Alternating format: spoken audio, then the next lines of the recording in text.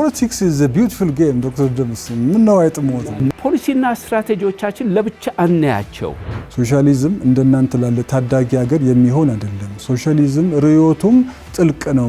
የተሻሻሉ አሰራሮች የራስህንም ባንዳዎች ተጠቅመ ቢሆን ማክሸፍ አለ። መልካም። በተለያየ ሀገር ያሉ ሚኒስቴር መስሪያ ቤቶች ይመስላሉ ተቋማትና ድንበሬ ተጣሰ ብለው እርስ በርስ የሚካሰሱበት ሁኔታ ነቃ ብሎ የነበሩትን አሰራቸው፣ ገደላቸው፣ ወረሰ፣ የፍየል ወጠጤ ያዘፈነ ቢለማ ገቢ ከተገኘ ከውጭም ቢሆን ገዝተን ህዝባችን ማልማት እንችላለን፣ ማብላት እንችላለን እንደማለት ያለ ነገር ነው። ገበሬ እኮ የሚያመርተው ለኔና ላንተ ቸር ሆኖ ሁሉ ጊዜ እሱ የእግዚአብሔር ባሪያ እኔ የእግዚአብሔር ጌታ ሆኜ እሱ እኔን ሊመግበኝ አይደለም። በዝርራ ለመሸነፍም የበቃው ገጠር በማለቱና ከተማውን በመዘንጋቱ ነው።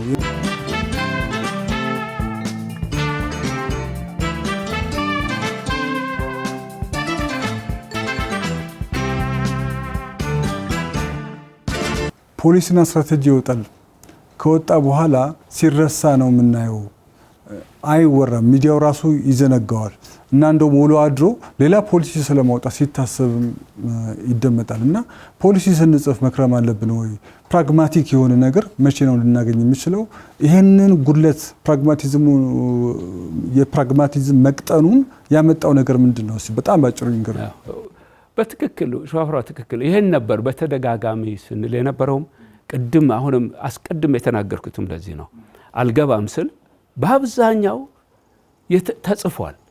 ኦኬ፣ የተወሰኑ ኤሪያዎችም ክፍተቶቹን ከዚህ በፊትም ተናግረናል። ቅድም ያነሷቸውን አይነቶች ከመሬት ጋር የተያዘ ለምሳሌ ከፋይናንስ ጋር የተያዘ በተደጋጋሚ ብለናል። እነሱ ላይ ትኩረት ሰጠን መሻሻል ያለባቸው የፖሊሲ የሬጉላቶሪ የደንብ ምናምን ነገሮች እናሻሽል እንጂ ትግበራው ላይ እናተኩር። ለትግበራው ደግሞ በተደጋጋሚ የምናገረው አንድ ነገር ምንድነው? ፖሊሲና ስትራቴጂዎቻችን ለብቻ አንያቸው።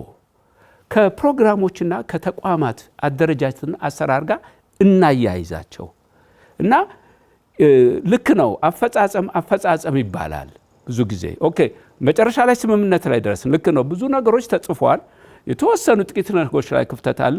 ችግሩ አፈጻጸም ነው። አፈጻጸም የሚለው ዞሮ ሲወርድ የምታየው ኢንስቲትዩሽንስ ላይ ነው። ኢንስቲትዩሽን ብሮደር በሆነ እንትን ተቋማት ሊሆኑ ይችላል። የአሰራር ስርዓታቸው፣ የመቀናጀታቸው አለ አይደል፣ የመፈጸም አቅማቸው ምናምን ነው። ይህንን ለማድረግ ምን አደረግን? ዛሬ 3 ዓመት 4 ዓመት እኔም ራሴ የነበርኩበት እናንተ አንድ ሰነድ አዘጋጀን። ወደ ብዙ ነገሮች የያዘ ግን አንድ ሞቶ አስቀመጠን። በመጀመሪያ ደረጃ የምንሰራቸውን ስራዎች ባለን አቅም ውጤታማ ስራ እንድንሰራ አድርገን እናቅዳቸው። ባለን አቅም ኤክስኪዩዝ አንስጥ። በማስፈጸም ረገድ ለማስፈጸም አቅም ከሌለን ባለን አቅም ውጤታማ ስራ እየሰራን ኦኬ፣ የሌለንን አቅም ደግሞ እያቀድን እንገንባ። ይሄ ከሆነ ውጤታማ የሆነ ስራዎች እየሰራ መሄድ እንችላለን ብለን ዶክተር ደምስ እዚህ ጋር ያስታውሱ ነገር በመሳተፍባቸው አንዳንድ የመንግስት መድረኮች ላይ ከተለያየ ሴክተር የሚጋበዙ ሰዎች አሉና ምንድነው የምሰማው?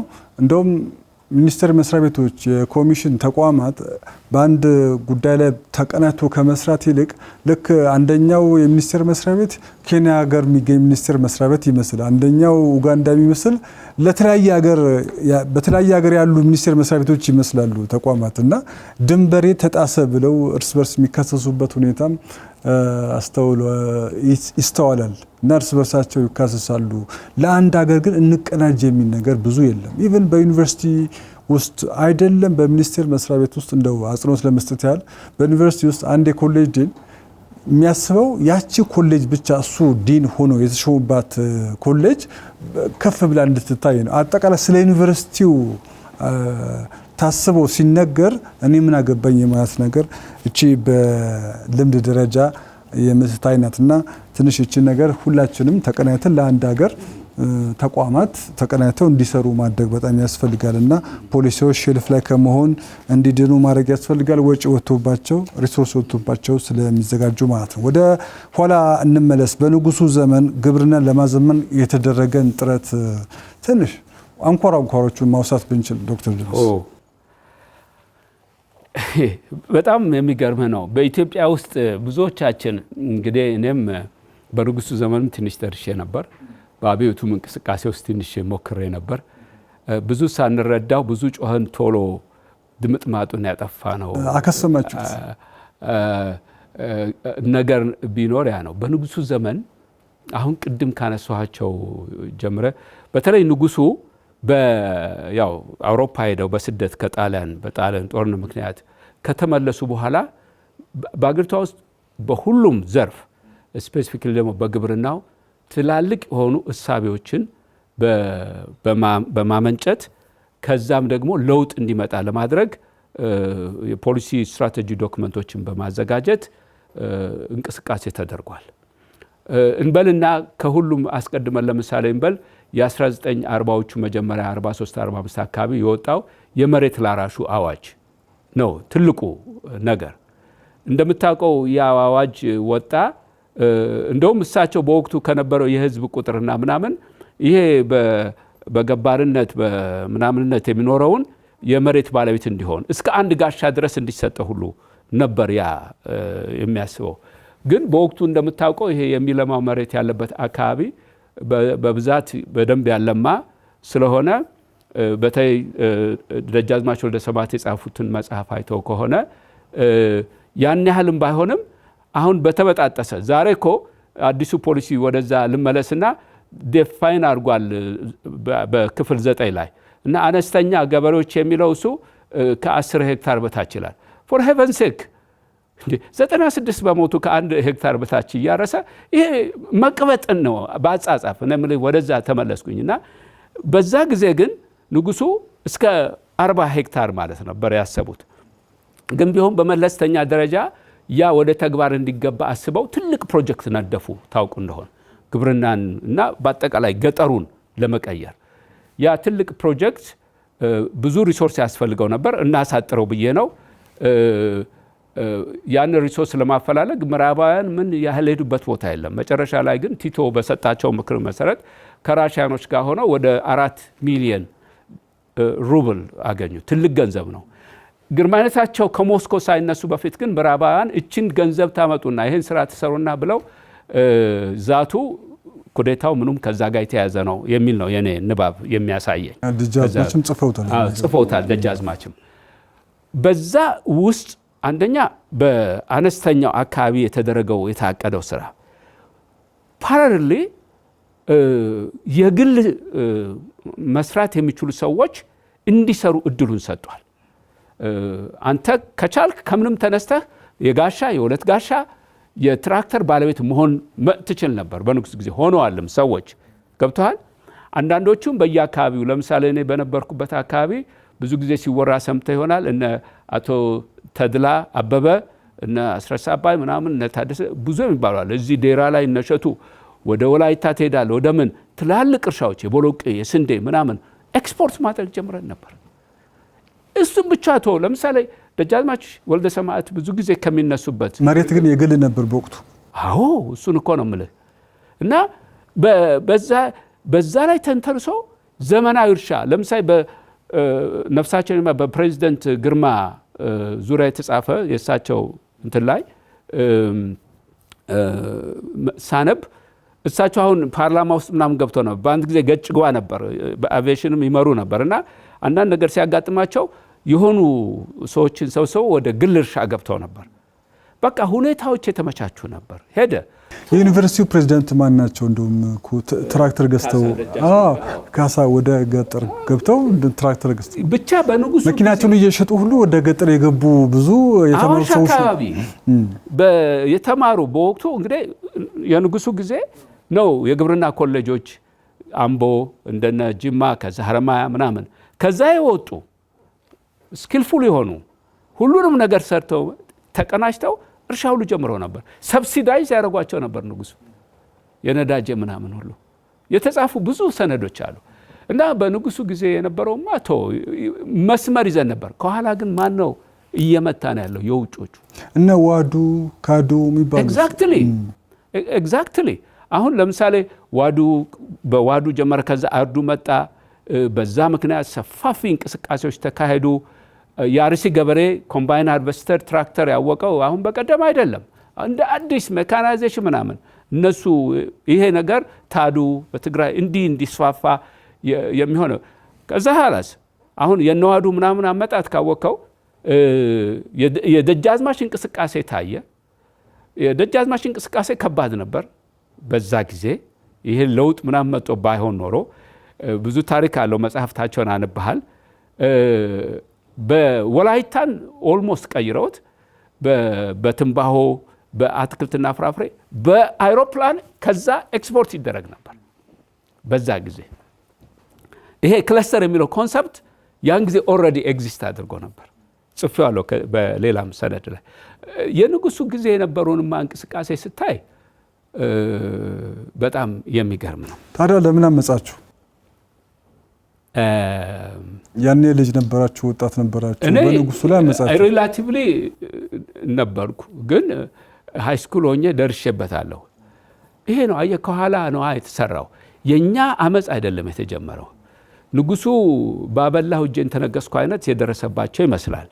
በዛ ውስጥ በተለይ ንጉሱ አንድ ከፍተኛ የወሰዱት እርምጃ ማስተማር ነበር። ያሰቡት ማንንም ነበር ሲያስተምሩ የነበረው።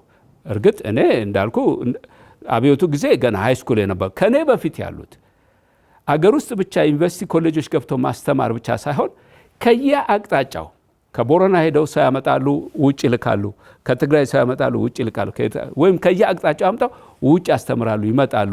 እነዛ ግን እዛ ፓምፕድ ሆነው ሀገርን ከውስጥ የማሳደግ ይልቅ ሀገርን የማፍረስ ተልኮ አይነት ውስጥ እንደገቡ ነው የሚታየው። በአብዛኛው አይተን ነው። በተለይ ምዕራባውያን ዛሬም ድረስ ትልቁ ችግራችን በራሳችን እንዳንቆም እያደረጉ ነው ያሉት። እኔ አውትራይት ነው የምናገረው። በጽሁፌም ጽፌ ያለሁ። ምናልባት አንድ ጽሁፌን እያነበብከው ሊሆን ይችላል። በዚህ ጽፌ ያለሁ 2 ወር በፊት። በቃ ከውጭ ያሉ ኃይሎች ናቸው እየመቱ ነው ያሉት። እዛ ጽሁፌ ላይ ጠቀስኩት ኢሃፓ፣ መኢሶን፣ እነዚህ ሶሻሊዝም ምናምን ብለውም ሲንቀሳቀሱ ራሽያ፣ ቻይና አይደለም የተደራጁት። ሁለቱም አውሮፓና አሜሪካ ውስጥ ነው የተደራጁት። ወደፊት ነገሩን እናወጣዋለን እንጂ ኃይል አለ ከውጭ። እቺ ሀገር አንስቴብል ለምንድን ነው የሚሆነው? በል አሁን ቅድም ካነሳው ከመሬት ጉዳይ በቃ በተቻለ መጠን ይህን ህዝብ አቅሉን ገፋውት ማንነቱን ካሳጡት በኋላ በጦርነት ሞክረው ያላገኟትን መሬት ለመያዝ ሁሉ ጊዜ ይፈልጋሉ። ስለዚህ ከግብርናው ጋር ግብርና ደግሞ ከመሬት ጋር የተያያዘ ጉዳይ ስለሆነ ከግብርናው ጋር የሚያያዙ የተሻሻሉ አሰራሮች የራስህንም ባንዳዎች ተጠቅመ ቢሆን ማክሸፍ አለ። መልካም፣ ወደ ደርጉ ዘመን እንሂድ። የደርጉን ዘመን የግብርና እንቅስቃሴ በወፍ በረር ብናየው በጣም ደስ ይለኛል። ያው ሶሻሊስታዊ ነው ይታወቃል። ከሞድ ኦፍ ፕሮዳክሽን ልጀምርልህ የነበረው ያ ነው። እንግዲህ የመጀመሪያው ትልቁ ነገር ለምንድን ነው ደርግ ሮጦ መጀመሪያ ላይ መሬት ላራሹ ላይ የገባው? አሁን ቅድም ካልኩ ኃይሎች ጋር የተያዘ ጉዳይ ያለው እንቅስቃሴው የነበረው በሌላ ጽንፍ ነው። እርግጥ የመጣው የሪዮት ዓለም አረዳዱና የአካሄድ እንትኑ ሁሉም በመሬት ላራሹ ላይ ችግር የለባቸውም እኮ። ግን አካሄዱ የተፈለገው የነበረው በዛ መንገድ እንዲሆን አልነበረም። ያረቀቁትም ሰዎች የሚነግሩ ደርግ የወታደሩ ስብስብ ራዲካል የሆነ እንትን ወሰደ። የራሱንም እንትን እያስገባ ሄደ ማለት ነው በጉዳዩ ላይ። የመጀመሪያው የደርግ ትልቁ እንትን መሬትን የህዝብና የመንግስት ብሎ መነሳቱ ነው። ይሄ በኋላ ለተከሰቱት ውጤቱ ወደ ኋላም እንደምናየው ከውጤቱ ከመምጣታችን በፊት ከዚህ ጋር አያይዞ ምርትና ምርታማነትን እንዴት ለማሳደግ ፈለገ። በዚህ ሂደት ውስጥ የተነሱ የነበሩትን ዘመናዊ እርሻዎች፣ ሰፋፊ እርሻዎች ገደላቸው። በምትኩ የመንግስት እርሻዎች የሚባል ሰፋፊ እርሻዎች ጀመረ፣ ስቴት ፋርሞች። ያው ስለ ግብርናው ስለምናወራ ብዬ ነው። ከዚህ ጋር አብሮ ሊሄዱ የሚችሉ ተቋማትን ለምሳሌ ሜካናይዜሽንን፣ ግብአትን ምናምን የሚያቀርቡ ተቋማትን አደራጀ። አነስተኛ ገበሬዎች ደግሞ በህብረት ስራ ማህበር የህብረት ስራ ማህበር ታሪክ እንደምታውቀው በንጉሱ ጊዜ ቢጀምርም በደርግ ጊዜ ግን የማምረት ላይ የተሰማሩ ህብረት ስራ ማህበራትን እንዲህ አቋቋመና ያ በጽሁፍ ስታየው ደስ የሚል ነገር በተግባር ውጤታማ እየሆነ አልመጣም። የስቴት ፋርሙ ብዙ አሻጥሮች ነበሩ። ግን ዶክተር ደምስ ደርግ ራሱ የሚባለው ፍጡር የሶሻሊዝም ርዕዮት በቅጡ የገባው አካል ፍጡር ወይም አካል ነበር ማለት ይቻላል? አዎ አሁን ብዙ ሰው የሚስተው ይሄንን ነው። የገባው ነው። ሸዋፕ የሚባለው ጸሐፊ የጻፈው መጽሐፍ አይተው እንደሆን የመንግስቱ ሶሻሊስት መሆን ገና አካዳሚ ውስጥ እያለ አሜሪካ ሄዶ በሰለጠነበት ጊዜ ነው የተጻፈ መጽሐፍ አለ እዛ ሆኖ እና መንግስቱ ኃይለማርያም ሶሻሊዝም የገባው ሰው ነው ማለት ይቻላል? ኦፍ ኮርስ።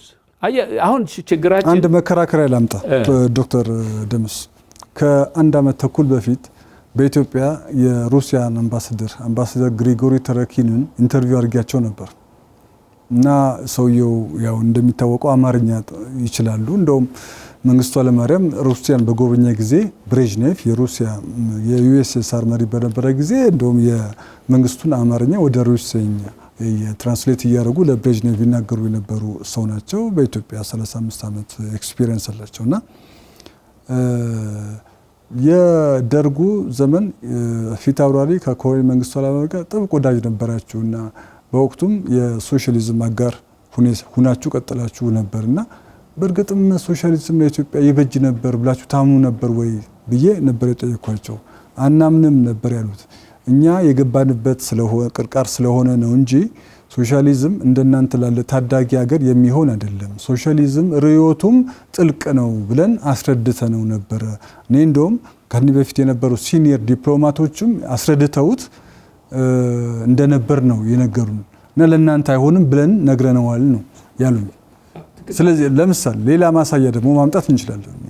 ሌተናል ኮሎኔል አጥናፉ አባተ 1970ዎቹ ዓመተ ምህረት መጀመሪያ አካባቢ ለስልጠና ነው ለጉብኝት ወደ ዩጎዝላቪያ ሄደው ከተመለሱ በኋላ በደርግ ኮንግረስ ላይ ራሱ እሳቸው ሌተናል ኮሎኔል አጥናፉ አባተ ደርግን አምጠው የወለዱ ሰው ሶሻሊዝም ለእኛ ለኢትዮጵያውያን ከባህልና ከታሪካችን አንጻር አብሮ የሚሄድ ነገር አይደለም፣ ለእኛ ለኢትዮጵያ የሚበጀው ቅይጥ ኢኮኖሚ ነው፣ ሚክስድ ኢኮኖሚ ነው ብለው ባሉ ጊዜ በወቅቱ ሳር ቅጠሉ ወጣቱ በሶሻሊዝም ፍቅር ያበደበት ወቅት ስለነበረ ከማጋ እየዋለ ነው አጥናፉ ይሄን የሚለው በሚል ከስብሰባ ላይ ወጥተው ረሽነው ሲያበቁ ገለ አብዮታዊ እርምጃ ወስደንበታል በሚል በኢትዮጵያ ሬዲዮ ላይ ነው የተናገሩት።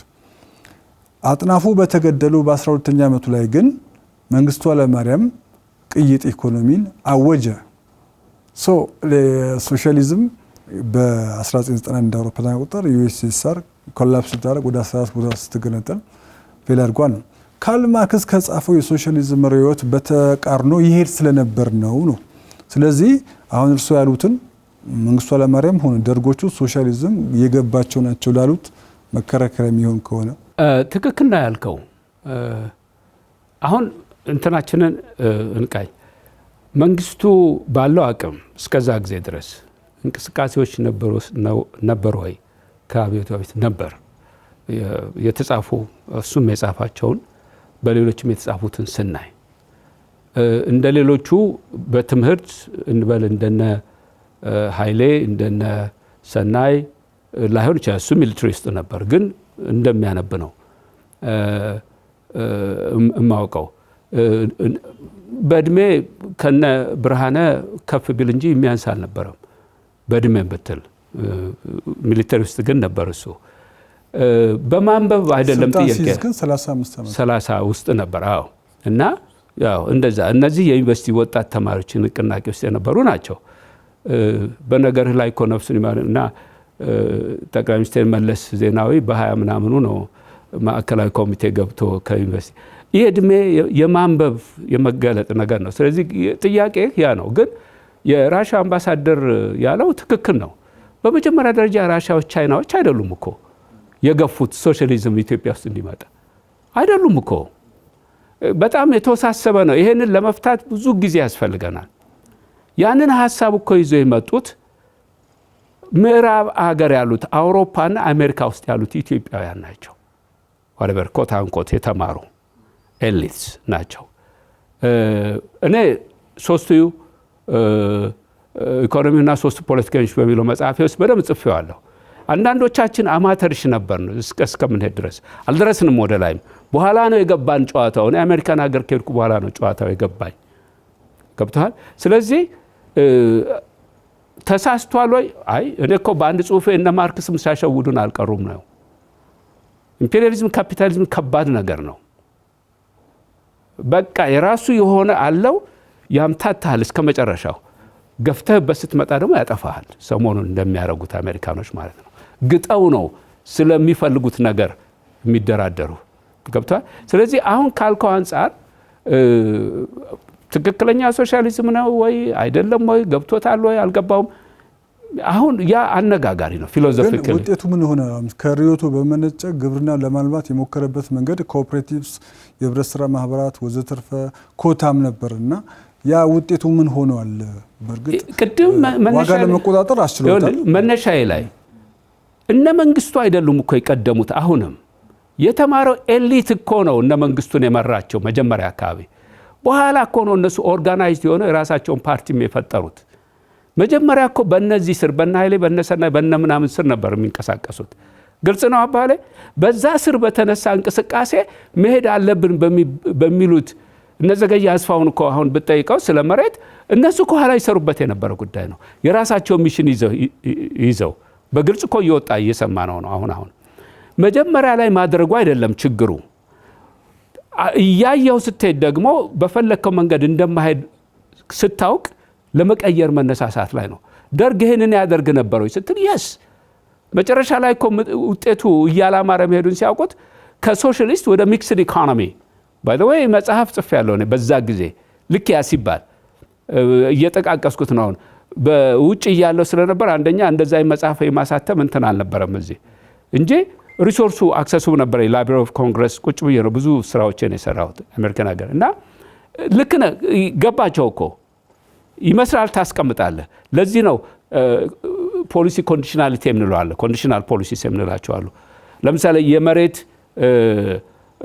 የመንግስትና ህዝብ ነው የሚለው መቀየር ባትችልም የህብረት ስራ ማህበር አደረጃጀትና የግል እንቅስቃሴውን የመቀየሩ አዝማሚያ ትችላለህ። ኦኬ ወደዚህ አይነት እየተገባ ነበር፣ ግን ስራ እየተሰራ ነበር። በነገር ላይ ሪማርከብል የሆነ ስራ እኮ ተሰርቷል በደርግ ጊዜ። ዛሬ ተነስተህ መድኃኒት መርጫ አውሮፕላን ብለህ ታስባለህ ዛሬ አዚፍ እንደ አዲስ ኖ እና ሸት ነው ምናምን ያኔ አዎ እናውቀዋለን እኮ ዛሬ ተነስተህ ትራክተራይዜሽን ምናምን ኖ ትራክተር እኮ ሰልፍ እንዲወጣም ተደርጓል በደርግ ጊዜ ኖ ሾፈር አሁን ግልጽ መሆን አለብን። ሁሉ ነገር እንደ አዲስ የተጀመረ ይመስላል። ቀድሞ የነበረ ነው ታፈርሰዋለህ። እኔ የሚገርምህ ነገር ከውጭ ስመጣ ያው ውጭ ነበርኩ በኢህአዴግ ጊዜ ከቆየ በኋላ ነው የመጣሁትና ስመጣ ብዙ ድሮች አጋጥመውኛል። በጥናት ስዞር በምዞርበት ጊዜ አንዳንድ ቦታዎች ላይ መንግስት እርሻዎች በተባሉ ቦታ ላይ ስንት ትራክተር፣ ስንት ኮምባይን ሃርቨስተር፣ ስንት ትላልቅ ትራክ ሳር በቅሎበት አይቻለሁ። የደርግ ስለሆነ ብቻ ስንት ኢንዱስትሪ ማምረቻ ፋብሪካዎች አፍትራል ጣና በለስ ሄጃለሁ። ምንድነው የምፈልገው? እነ መንግስት እኮ ሲያስቡ ዛሬ ተመልሰህ ትሰራዋለህ እንጂ እዛ ጣና በለስ ላይ የተሰራው የነበረው ትልቁ ፕሮጀክት አባይን ግልገል አባይን ገድበህ በሩዝ በምን ምናምን አይቼዋለሁ ፋሲሊቲው ኢት ዋዝ ኢንክሬዲብል ኖ አፕሪሺየትማ ማድረግ ያለብን የት ጋር የተሳሳት ነው መመካከር አለብን። በተለይ አሁን አንተ መጨረሻ ላይ ያመጣኸው ደርግ ሲመጣ አጠፋቸው ነቃ ብሎ የነበሩትን አሰራቸው፣ ገደላቸው፣ ወረሰ፣ የፍየል ወጠጤ ያዘፈነ። እሺ ከዛ መማር ነበረብን። መግደል አይደለም ማጥፋት የነበረ ማጥፋት አይደለም። ኦኬ አልተማርንም።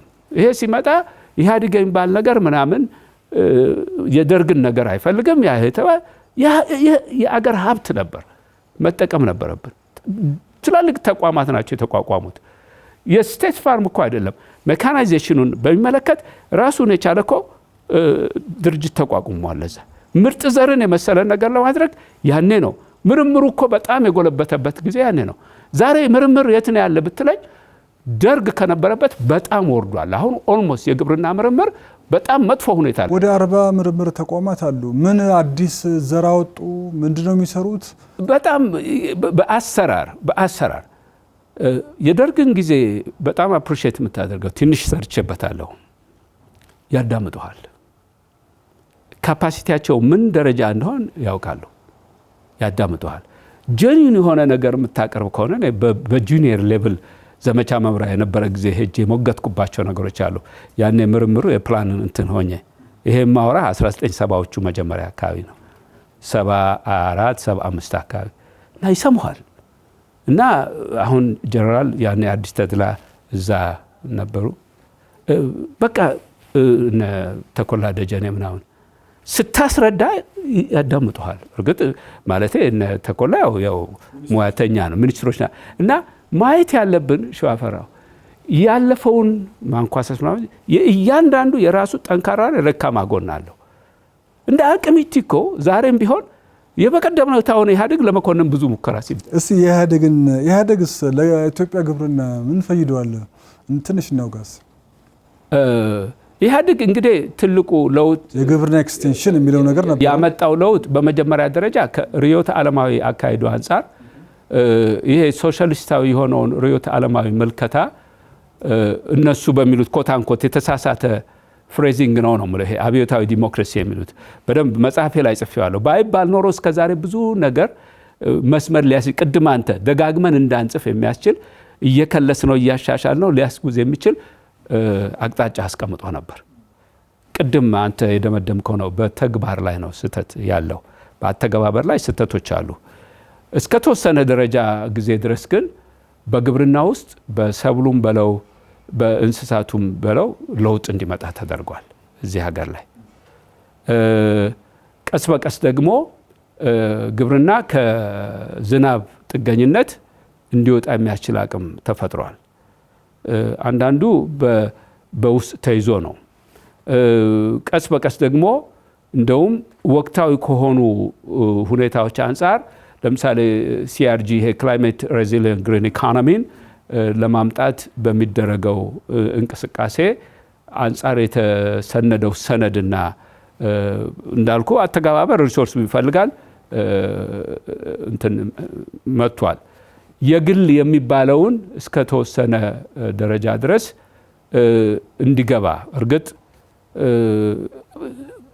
ልማት ባንክም ጥሩ ድጋፍ እያደረገ በየአቅጣጫው እንግዲህ አሰራርን ደግሞ ከግለሰቦች ባህሪም ጋር ግብርና ትልቅ ገንዘብ እንዲያገኝ ተደርጎ ነበር። በግል ለሚሰሩ ተሰጥቶ ነበር። ታውቃለህ ብዙ ቢሊየን ብር ነው እንግዲህ በምዕራብ ኢትዮጵያ በምናምን ወጥቶ በየቦታው ተወስዶ ወደ ሌላ የዋለው ለግብርና ተብሎ።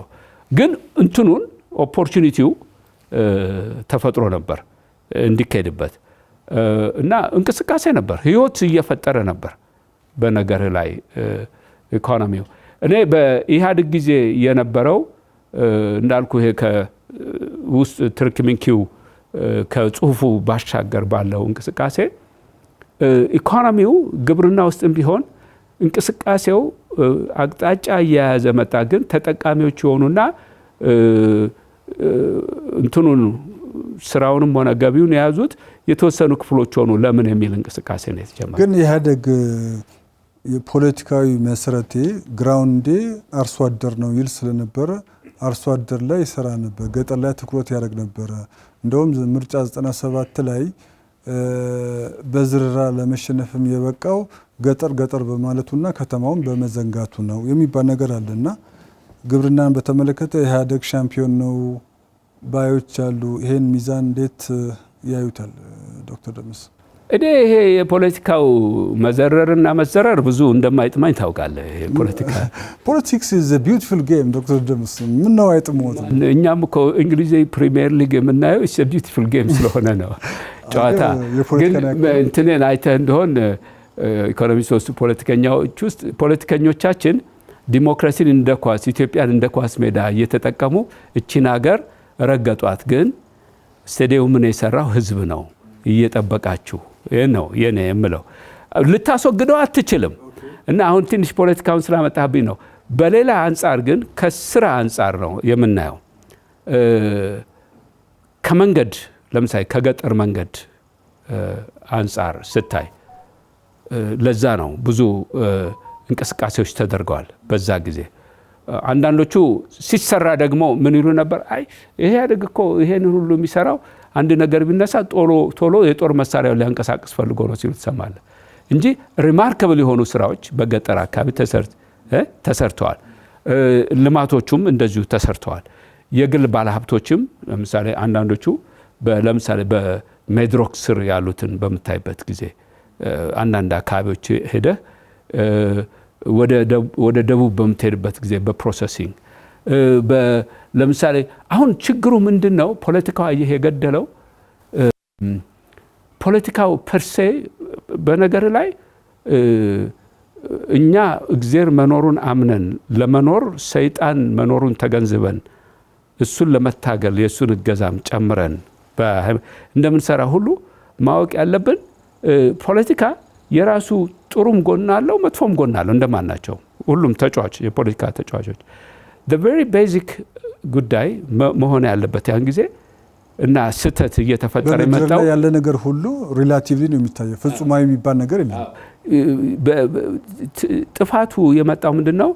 ለምሳሌ በቡናው ትልቁ የቡናው እንቅስቃሴ ነው። በቃ የተወሰኑ ሰዎች የተወሰኑ ክፍሎች እንዲይዙት ማድረግ አይሰራም አይደለም ያ ነው። ወይም በግብርና ውስጥ በቁጥር ስታይኮ የኢትዮጵያ ሕዝብ እኮ ከሽልጦ ወደ ቤከሪ ዳቦ በታላቁ እንዲገለበጥ ያደረገው ገብቷል። ለምንድን ነው የሆነው? የዳቦ ቤት ድሮ በቆጥረን ነገሌ ነበሩ አንድ ነው የምትሰማው አይደል? ወደ ፖይንታችን ለመምጣት ግን ኢህአዴግ የኢትዮጵያን ግብርና በተመለከተ ትንሽ ወደፊት ያራመደው ነገር አለ የሚባል 2-3 ነጥብ በጣም ባጭሩ መጥቀስ የሚቻል ከሆነ ዶክተር ደበስ አሁን እንግዲህ በመጀመሪያ ደረጃ መረዳት ያለብን ብዙ ሰውም የሚስተው ግብርና ምንድነው ነው። እዚህ ላይ በእያንዳንዱ ዳይሜንሽን ለመሄድ ብዙ ሰው ግብርናን እርሻ አድርጎ ነው የሚያየው። ዲያሪ ያለ ፋርሚንግ ስቲል እርሻ ውስጥ ነው ያለው። አንዱ አስፔክት ነው ግብርና። በግብርና ብሮደር ዴፊኒሽን ከተፈጥሮ ሀብቱ ነው የሚጀምረው። ውሃ አፈርን ትጠቀማለህ። አሁን ያልከው የእርሻው አለ፣ እርሻው ላይ የሰብል አለ፣ የእንስሳት አለ። ከዛ ውጭስ ቢዝነሱ አለ። ገብቷል? ቢዝነሱ አለ፣ እንቅስቃሴ አለ፣ ሰርቪሱ አለ። ለምሳሌ የምርምር ስራው አለ፣ ትምህርት አለ። ኦኬ ቴክኖሎጂ ማባዛት ማሰራጨት ስራዎች አሉ፣ ምርምርም። ስለዚህ አሁን እርሶ ከሚሉት ፓራሜትር አኳያ የኢህአዴግን አስተዋጽኦ ሰመራይዝ ማድረግ ባጭር በእያንዳንዱ ሄደ ካየኸው የየራሱ የሆነ ከፍተኛ አስተዋጽኦች የራሱን የቻለ አስተዋጽኦ አድርጓል። የየራሱ የሆነ አስተዋጽኦ አሁን ቅድም ያለው ነው ከመነሻችን። ኦኬ ለምሳሌ ከእርሻው መጀመር ትችላለህ እኮ በመሬት ስፋትም ሆነው በምርታማነትና እንትንም በለው የተለያየ ስም እየተሰጣቸው በጤፍ በለው በስንዴ በለው ትልቅ እኮ ለውጦች አሉ። አርሶ አደሩን ስለ ግብርና አሰራር ሳይንሳዊ በሆነ መንገድ የሚያስተምሩ የግብርና ኤክስቴንሽን ሰራዊት ገንብቻለሁ ይል ነበር። በዛም ውጤት እንዳገኘና ሚሊዮነር አርሶ አደሮችን እንደፈጠረ ያሳይ ነበር። እንደውም በወቅቱ ጠቅላይ ሚኒስትሩ ይሸልሙ ነበር። አንዱ ነው ኤክስቴንሽኑ ግብአት እኮ ነው። ያ በራሱ ውጤት አይደለም። የነዛ ሁሉ ድምር ውጤት መሆን ያለበት ምንድን ነው? በሚመረተው እህል በሚመረተው ፍራፍሬ ኦኬ ምርታማነትና የምርት መጠን ላይ ነው። በዛ ለውጥ አለው ብትል ለውጡ በቂ አይደለም ብለን እንከራከር እንደሆነ ነው እንጂ መሆን ካለበት በአማካይ ሁሉም ጨምሯል። ዛሬ ደግሞ እጥፍ አድርገነው አምሉ ይባል ይችላል። እሱ አይደለም። ኦኬ ይሄ እኮ ተሰንዶ ያሉ ነገሮች ናቸው። ስለዚህ የራሱን አስተዋጽኦ አድርጓል። ግን የሚጠበቀውን ቅድም መነሻ ላይ ለማስቀመጥ የሞከርኩት የሚጠበቀውን ያህል ነው ወይ ውጤቱ ካለ ኃይል አንፃር አይደለም። በትክክል አልተጠቀምክበትም በዛ ጊዜ።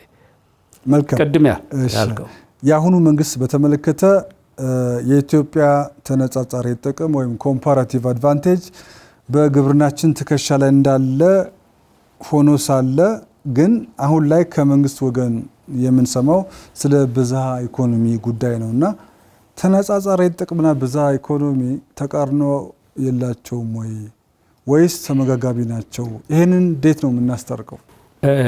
በመጀመሪያ ደረጃ ኮንሰፕቱ ላይ እንምጣ። እኔ ወደ ኋላ ነው መልስ፣ ምክንያቱም ትንሽ ስለቆየው በአንድ ወቅት በኢትዮጵያ የውጭ ንግድ ማስፋፋያ ኤጀንሲ የሚባል ነበር። ስሙን ባረሳቶ ፋንቱ ነው ምናምን የሚባል ነበር ያኔ የሚመራው። በ1993 አንድ መድረክ ተዘጋጅቶ ነበር እና ኢትዮጵያ ግብርና በተለይ ኤክስፖርቷን እንዴት ማሳደግ ትችላለች ምን ይደረግ የሚል እንትን ነው። ከተጋበዙትና ጽሁፍ ካቀረቡት ሰዎች አንዱ ነኝ። ያቀረብኩት ጽሁፍ ኢትዮጵያኖች ዛሬም በኮምፓራቲቭ አድቫንቴጅ ኦኬ በተነጻጻሪ ተጠቃሚነት ላይ ተኩረን መንቀሳቀስ ከሆነ የትም አንደርስም፣ እታች ነው የምንቀረው። ጌሙ በኮምፒቲቲቭ አድቫንቴጅ በተወዳዳሪነት ተጠቃሚነት ላይ የተመሰረተ የፖሊሲ ቀረጻና ማስፈጸም ተደርጎ እንቅስቃሴ ካደረግን ነው። በተለይ በትሬዱ ኤሪያ ላይ ደግሞ ይሄ የበለጠ ይሰራል። ምክንያቱም እንደ ሪስትሪክሽን ፕሮቴክሽን የመሳሰሉ ፖሊሲዎችን ሁሉ ስለሚጋብዝ ኮምፒቲቲቭ ይሄ ኢትዮጵያ ግብርና አይደለም ብዬ ጽፌያለሁ። የጻፍኩትን ጽሁፍ በቅንጅት በሚባለው መጽሔታቸው ላይ አውጥተውታል። በመጀመሪያ እትማቸው ላይ ይሄ ማወራ እንግዲህ ስንት ዓመት ነው 20 ምናምን ዓመት ነፍሱን ይማርና ታደሰ ሙሉነህ የቻምበር ሬዲዮ ፕሮግራም ሲሰራ አንቦታል ለህዝብ ምን ይደርስ ብሎ አውቀኝ ምንን ያቀረብኩትን ጽሁፍ። ስለዚህ አሁንም ላንተ እምለው እኔ ተነጻጻሪነት የሚለው አይደለም የሚሰራው ኮርፖራቶክራሲ የሚለው ምዕራፍ 6 መጽሐፌን ብታይ ይሄንን እንደገና ጽፌዋለሁ በደንብ በኮርፖራቶክራሲ መጽሐፌ ላይ። ይሄን ካልኩ በኋላ የሚሰራው ተወዳዳሪነት ተጠቃሚነት ላይ ሆነን ስንገኝ ነው። ተወዳዳሪ ተጠቃሚነት ደግሞ ለግብርናው ፐርሲ አይደለም፣ ለአንድ የሚተው አይደለም። ተወዳዳሪ ተጠቃሚነት በሁሉም አካባቢ መሆን አለበት። ቅድም ወዳልኩ ነው ይሄ የሚወስደን። እንደ አገር ኢኮኖሚያችን ለማሳደግ የምንፈልግ ከሆነ ሁሉም ሴክተሮች የራሳቸውን አስተዋጽኦ ማምጣት አለባቸው። የግዴታ ይሄ ሴክተር ላይ ነው መጣል ያለበት ማለት የለብንም። ኦኬ። ስለዚህ ለምሳሌ ቱሪዝሙ ቢሰራበት ሊያመጣ የሚችለው በስራ ፈጠራም በለው በገቢም በለው ምናምን ያለበት አካባቢ ቱሪዝሙ ላይ መሰራት አለበት። ምንም ጥያቄ የለውም። ምክንያቱም በቱሪዝም ብቻ የቆሙ ሀገሮች አሉ፣ እናውቃለን። ምሳሌ መስጠት እንችላለን። ሁለተኛ ማዕድኑ ላይ አሁን ኢትዮጵያኖች ብዙ ጊዜ ግብርና እናወራለን፣ ግን ኢትዮጵያ ባለፈው ያንተም ፕሮግራም ላይ ሰዎች ሲሉ ሰምቻለሁ። እኔም ብዙ በዛ ኤሪያ ላይ በተለያዩ መጽሐፍቶችም ላይ ጠቃቅሻለሁ። ይሄ ጉዳይ ነው። የኢትዮጵያን ወርቅ እኮ ግብጾች መበዝበዝ የጀመሩት በኩዊን ሼባ ጊዜ እኮ ነው የውጮቹ። ይሄ እኮ ወደ ኋላ ልመልስ ከ2000 ዓመት በፊት ማለት ነው። እናውቀዋለን፣ ግን ሰርተናል ወይ በማዕድን ላይ እዚህ ዛሬ ተመልከት ለምን መሰራት እንዳለበት በብዝሃ ኢኮኖሚ በተለያየ ብዝሃ ኢኮኖሚ የሚለው ኮንሰፕት ያ ከሆነ የተለያየ ማዕድን ላይ እኮ አሁንም ዘግተው ነው ያዙት። ለምንድነው የሚመላለሱት የውጮቹ ወደ ሰሜኑ ክፍል ለማስታረቅ? ለኛ አስበው አይደለም፣ ነገሮች አሉ እዛ ጋር። ኢትዮጵያውያን ግን እየተንቀሳቀሰ ነው ወይ? ኢንቨስት መደረግ አለበት። ኢንቨስት እንዲያደርግ አቅሙ መሰጠት አለበት። ግን መረጃዎችን ስታይ ሻፈራው እኮ ሾክ ትሆናለህ። የህዳር የብሔራዊ ባንክ ያወጣውን ምንድነው የፋይናንሻል ስቴቢሊቲ ሪፖርት አይተው ከሆነ የየሴክተሮች ከንግድ ባንኮች የሚያገኙትን ገንዘብ አስቀምጧል። የሁለቱን ልውሰድ፣ የግብርናና የማዕድንን። ከማዕድን ልጀምርልህ። 0.04 በአመቱ ውስጥ ለልማት ስራ በሴክተሩ ውስጥ ለሚደረግ ንግድ ባንኮች የሚባሉት ከልማት ባንክና ብሔራዊ ባንክን አስወጥተ 0.04 ነው እኮ። ኢትዮጵያ እንዴት አድርጎ ያልማ? እንዴት አድርጎ ይስራ? ስለዚህ ሪቨርስ የግብርናው ከዛ በፊት አንድ ጥናት ለሌላ ማቅረብ ያለው 6.33 ሊሆን ይችላል ይላል እዛ ላይ። እማውቀው ግን ያቺ 6.33 የመጣችው ከላይ ያሉትን ከ30 ምናምን ባንኮች መሃል ሁለቱን ንግድ ባንክና አንድ ሌላ ባንክ ብታስወጣቸው ከ1% በታች ነው። ስለዚህ በተወዳዳሪ ተጠቃሚነት ላይ ትልቁ ጨዋታ ያለው በተፈጥሮ ሀብት ላይ ሳይሆን በፋይናንስ ሴክተሩ ላይ ነው። የፋይናንስ ሴክተሩ እንቅስቃሴ ላይ ነው።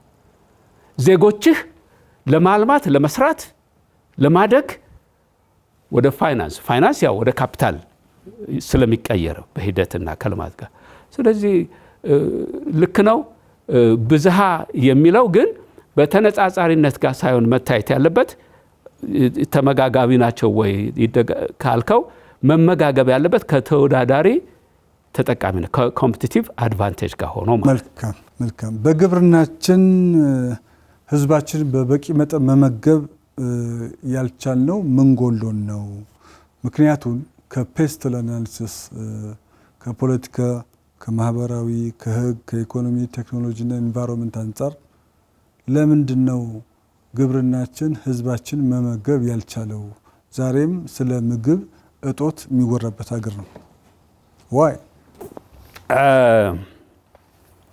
እዚህ ላይ አሁንም ጥንቃቄ እንግዲህ ጥያቄ የምታቀርበው ለሙያተኛ ነው ለፖለቲከኛ አይደለም ወደ መጀመሪያ ወዳልኩ ነው መጀመሪያ የምግብ ዋስትናም በለው የምግብ ሉዓላዊነትም በለው ምናምን ብዙ የሰራውበት ኤሪያ ነው መስማማት ያለብን ግብርናው አይደለም ሙሉ ኃላፊነት መውሰድ ያለበት ልትሰጠውም አትችልም የራሱ አካሄድ አለው የግብርናውን ድርሻ ነው አሁን የምትጠይቀኛለሁ የግብርናውን ድርሻ እንጂ በግብርናው ምክንያት አይደለም ይሄ ማለት ዶክተር ደምስ ማዕድኑም ሆነ ቱሪዝሙ ቢለማ ገቢ ከተገኘ ከውጭም ቢሆን ገዝተን ህዝባችን ማልማት እንችላለን ማብላት እንችላለን እንደማለት ያለ ነገር ነው አይውልህ በመጀመሪያ ደረጃ የምግብ ዋስትናን ማረጋገጥ አሁን እነዚህ ኮንሰፕቶች ጊዜ ስለሌለን አንሄድባቸው የምግብ ዋስትና ምግብ በራስን መቻል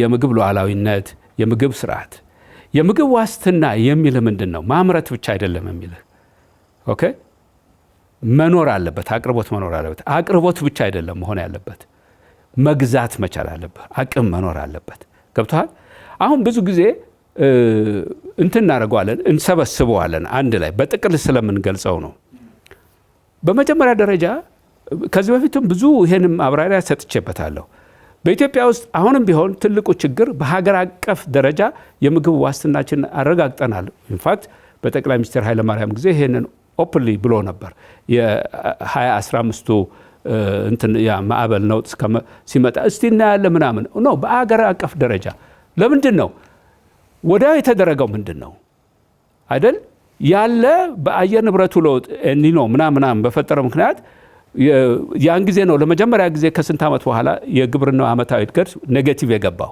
ገብቷል ግን ምንድነው መንግስት መመደብ ቻለ ገንዘብ ብዙ ብር ነው ያስወጣው አይደል መድቦ ስንዴ ሲያስገባ ግን አሁንም በደንብ የተጻፈ ነው ጋዜጦች ላይ ወጣ ለካንስ እንደዚህ ሰዎች ኦሬዲ አቅም ፈጥረዋል ሺፕመንቱን አዘገየው ብሎ ሁሉ በጋዜጣ የወጣ ጉዳይ ነው ይሄ ምነግርህ ብዙ ጨዋታዎች አሉት ስለዚህ የመግዛት አቅም ነው በአገር ደረጃ በቤተሰብም ደረጃ ወሰደው እኔ ለምንድን ነው በግልጽ ማንነጋገረው ዛሬ እኮ ሸዋፈራው አዲስ አበባ ውስጥ አንተም ታውቅ ይሆናል በ10 ሺህ ብር ምሳ ለመብላት ቡክ የሚያስደርግ ኢትዮጵያዊ ብዙ ነው በ10 ሺህ ብር የ20 ብር ሽሮ የተቸገረ እንዳለ ሁሉ ተው መሐከል ላይ ሄድ እኔና አንተ እናታችን ከምጣዱ መጨረሻ ላይ ቢላዋን ወይም ደግሞ ጋገላ እንጎቿን ጋባ አርገው ቃተኛ ብለን የምንበላትን ለመብላት ሽክ ብሎ በ200 ምናምን ብር የሚሰለፋል ያችን አንዷን እንጀራ ደግሞ በቀን አንዴ ማግኘት ያጣ እንዳለ አውቃለሁ ግን ምልከታችን ግን መቃኘት አለበት ምክንያቱም የምግብ ዋስትናን የማረጋገጥ ጉዳይ ከማምረት ጋር ብቻ የተያዘ አይደለም ከአቅም ከገቢ ጋር ነው ሁለተኛ ብዙ ሰዎች ይላሉ ይሄን ያህል ስንዴው ተመረተ ትላላችሁ ምናምኑ ተመረተ ሙዙም እዚህ አለ ምናምን ትላላችሁ የት አለ ይልሃል ኖ ገበሬ እኮ የሚያመርተው ለኔና ላንተ ቸር ሆኖ ሁሉ ጊዜ እሱ የእግዚአብሔር ባሪያ እኔ የእግዚአብሔር ጌታ ሆኜ እሱ እኔ ሊመግበኝ አይደለም የሚያመርተው እኮ ሸጦ ገበያ አግኝቶ እሱንም ቤተሰቡንም ለውጦ ለመኖር ነው በገበያው በኩል ነው የሚያልፈው ምርቱ ገብቷል ገበያው ካልሰራ ልክ ነው የተመረተም ቢኖር እዚህ ጥረት ሊኖር ይችላል ገበያው ከተበላሸ እኮ በትክክል በአካባቢያችን ካሉ ሽንኩርት ካሮት ምን የሚያመርቱ ሁሉ ቲማቲም የሚያመርቱ ሁሉ እዚህ ወለንጭቲ ድረስ ሄደ ቲማቲሙ ምናምን እንዲበሰብስ እየተደረገ ከገበያ ስርዓቱ ጉድለት እዚህ ላይ አንተ 120 ምናምን ድረስ የተጠየቅበት እኔና አንተ ጊዜ አለ። ኖ ይሄንንማ ማስታረቅ አለብን። ቅድም ያልነው ነው። የተሳሰሩ ነገሮች አሉ። በተደጋጋሚ ነው የምናገረው። ከፖሊሲ አንፃር 5 የፖሊሲ ሪጂምስ አሉ። እነዛ ተቀናጅተው ካልሰሩ በአንዱ ላይ ብቻ በማተኮር ስለ ምግብ ዋስትና ምናምን እነዚህ ምንድን ናቸው? የማምረት ፖሊሲ ከማምረት ፖሊሲ ዘልዬ ወደ ሌላው የስርዓቱ ጽንፍ ላይ ቢሄድ የፍጆታ ፖሊሲ ኮንሰምፕሽን ፖሊሲ የምንለው ነው። በመሐከልስ የግብይትና ስርጭት ፖሊሲ፣ በመሐከልስ የገቢ ፖሊሲ፣ በመሐከልስ የዋጋ ፖሊሲ እንዲህ የምንላቸው ነገሮች አሉ። የነዚህ ፖሊሶች ቅንብርና አንተ ከፔስቴል ፐርስፔክቲቭ አመጣው። እኔ የምለው ፔስቴሉ ኮንሰፕቹዋሊ ልትጠቀምበት የምትችለው ኤሪያ ቢኖርም እያንዳንዱን ዘርፍ ለምሳሌ በኢኮኖሚ ዘርፍ ውስጥ በኢኮኖሚ ውስጥ ለምሳሌ ግብርናውን ወስደ በፒኤስፒአይ አይን እንየው። ፖሊሲዎችህን ስትራቴጂዎችህን ከፕሮግራምና ከኢንስቲትዩሽኖች ጋር በደንብ አስተሳስራቸው ከሚሰሩት ጋር። ያንን የማናደርግ ከሆነ የትም አንደርስም። ስለዚህ ይሄ ጥያቄ በዛ ፐርስፔክቲቭ ነው መታየት ያለበት። መልካም። ለመሆኑ የኢትዮጵያ ግብርና በምን ቁመና ላይ ነው ያለው? ዛላው አረማመዱ ምን መስሎ ይታዩታል? ጥያቄ ላበረው። ከህዝብ ቁጥር አንጻር ምን ያህሉ በቀጥታም ሆነ በተዘዋዋሪ ኑሮን በግብርና ላይ አድርጓል? ለሀገር ውስጥ አጠቃላይ ምርት ጂዲፒ ምን ያህል አስተዋጽኦ እያደረገ ነው? ጂዲፒ ላይ ያለው አስተዋጽኦ በአገልግሎት ዘርፉ ተቀድመዋል ግብርና። ይህስ ጤናማ ነው ወይ? ምን ያህሉ የህብረተሰብ ክፍል የሚታረስ መሬት የማግኘት እድል አለው? በተለይ ወጣቱ እና ሌሎቹን መጥቀስ ይቻላል።